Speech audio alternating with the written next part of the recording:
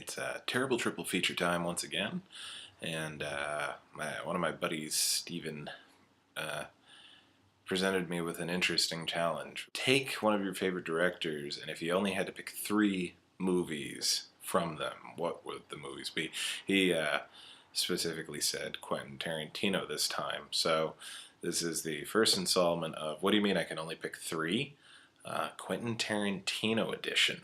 Our menu includes Kill Bill Volume 2, Pulp Fiction, and From Dusk Till Dawn. Normally, with the Kill Bill movies, I consider them one long movie instead of two separate movies, but I thought I wouldn't, cheat for this one, and I would look at them as two different ones, and I would definitely pick, at least between the two, volumes 1 and 2, I would pick number 2 over number 1.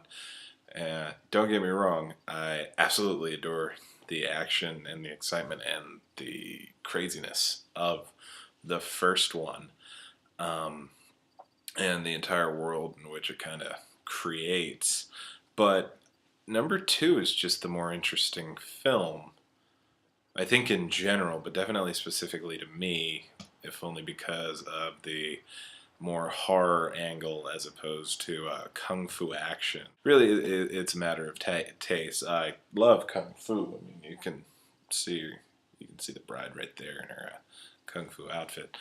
I remember seeing it in the theater with my family, and my father has issues with enclosed places. So during The Lonely Grave of Paul Schultz, when the bride is being buried, it was very affecting, not only for me, but just to see my dad go through that. It was really disturbing. But I also like an inversion of expectations, or reversal of them, with the bride Bill fight at the end. I think it's one of the more realistic portrayals of a breakup, these two movies. The first movie is the initial reaction of the dumped, the anger, the rage, the frustration, the wanting to lash out at everything. But then as more time goes on, you're able to look at the situation and your emotions in a bit more of an adult light, and see that maybe it wasn't so black and white as you thought it was. And I think that's a theme that keeps coming up throughout number 2, not only with Michael Madsen saying, she deserves her revenge, we deserve to die, but then so does she. Aside, Michael Madsen killed in this movie, by the way. But I also love, I love the bride Bill conversation, where Bill is trying to get her to admit two things that she hasn't wanted to admit throughout both movies. Is that, one, you're just as bad as anybody else in this movie. You just love killing people. And number 2, what could she have possibly expected? I was impressed that they didn't go specifically with the fox and the scorpion metaphor. Or they go with the metaphor, but they don't actually tell the story in it. Yeah, now we're both going to drown. And the scorpion's like, well, yeah, but you knew what I was when you picked me up. There was a lot of acknowledgement and confrontation of responsibility for the choices that you make in number 2, which I think makes it the more interesting film. This video is going to be a lot more rambly than I thought it was. Pulp Fiction? I don't know what else I can say about Pulp Fiction other than that it's Pulp Fiction. I know you can't do a Quentin Tarantino list without having Pulp Fiction on it, because you want to put aside the fact that it almost single-handedly legitimized the independent film movement in the mid-1990s, or influenced every single movie afterwards, in terms of just story structure, character, how every other movie, definitely every other crime movie that comes out, tries to be Pulp Fiction to different extents. It's really just a good movie.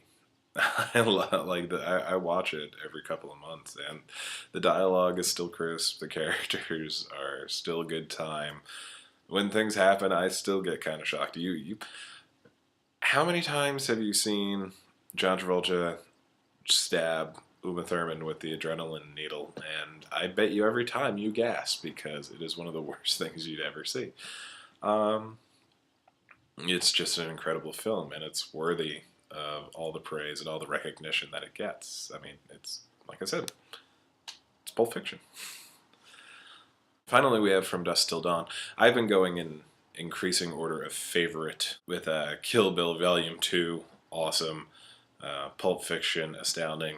And From Dusk Till Dawn, just possibly the most perfect film ever made for me.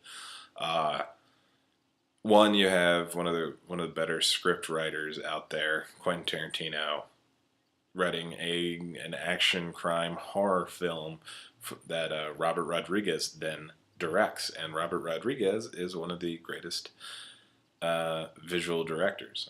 Visual directors, that's kind of silly, but he has a fluidity of motion, style, an active camera that is just. I've loved it in every movie he's done, even all the Spy Kids movies, and to have that flair for the visual combined with the content of Tarantino is just perfect. The They had been buddies, but them working together from Dusk Till Dawn really is the first, uh, is the beginning of collaborations that would result in Grindhouse, which Grindhouse is one of my absolute favorite things ever. Um, and then you get into the cast is perfect. This was one of the first movies that Clooney was really trying to do to move over from the ER television to movies, and so he picked one, the right people to work with, and two, a character that couldn't be any less Doug Ross if he, specifically requested a character less Doug Ross. Seth Gecko is he is one of the best bastards I've ever seen in film. I love it, and if I didn't have to have a job where I would like to wear short sleeves, I would totally have his tattoo right now because it's one of my absolute favorites. Quentin Tarantino playing Richie Gecko is,